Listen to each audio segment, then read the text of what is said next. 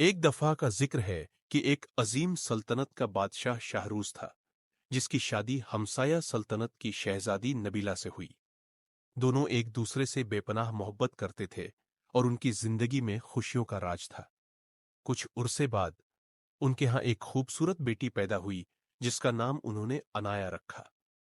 انایا جیسے ہی بڑی ہونے لگی تو پورے محل میں اس کی مسکراہٹ کی چمک محسوس ہونے لگی۔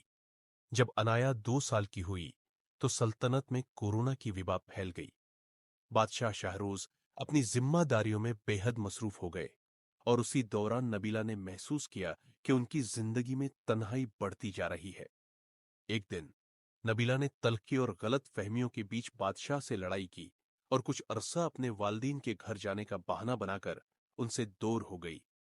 مہینے گزرتے گئے مگر بادشاہ شاہروز کی محبت اپنی بیٹی انایا کے لیے دن بدن بڑھتی جا رہی تھی، لیکن نبیلہ کی ناراضگی اور حالات کی نزاکت کے باعث شاہروز نبیلہ کے والدین کے گھر نہیں جا سکتے تھے۔ مگر انہوں نے ایک اور طریقہ نکالا، وہ انایا سے ملنے کے لیے باہر کسی خاص جگہ کا انتخاب کرتے۔ ہر چند دن بعد شاہروز اور انایا کسی باغ یا کھلے میدان میں ملتے، جہاں وہ اسے اپنے ہاتھ میں لے کر چلے جاتے، بازوؤں میں بھر لیتے، اس سے باتیں کرتے اور اس کے ساتھ کھیلتے۔ ان ملاقاتوں کا سلسلہ جاری رہا اور اس طرح انایا اور اس کے بابا کے درمیان ایک خوبصورت اور مضبوط رشتہ پروان چڑھتا رہا۔ انایا نے بھی ان ملاقاتوں کو اپنے دل میں خاص جگہ دی اور اپنی ماں نبیلہ سے ایک دن سوال کر ہی ڈالا، امی، اب بابا کے ساتھ ہے کیوں نہیں رہتے؟ یہ سوال نبیلہ کے دل پر گہرا اثر ڈال گیا۔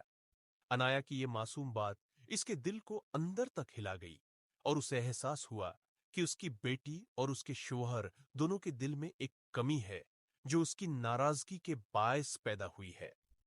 نبیلہ نے سوچنے کے بعد فیصلہ کیا کہ وہ واپس جائے گی اور اپنے گھر کو دوبارہ خوشیوں سے آباد کرے گی۔ کچھ دن بعد نبیلہ شاہروز کے پاس واپس آ گئی۔ دونوں نے ماضی کی تلخیوں کو پیچھے چھوڑ دیا اور ایک دوسرے کو معاف کر دیا۔ یوں ان کا خاندان دوبارہ سے محبت اور خوشیوں کے ماحول میں زندگی گزارنے لگا۔ انایا کی معصومیت اور باپ بیٹی کی ملاقاتوں نے ایک ایسے سفر کو جنم دیا جس نے ان کے دلوں میں دوبارہ محبت کا چراغ روشن کر دیا۔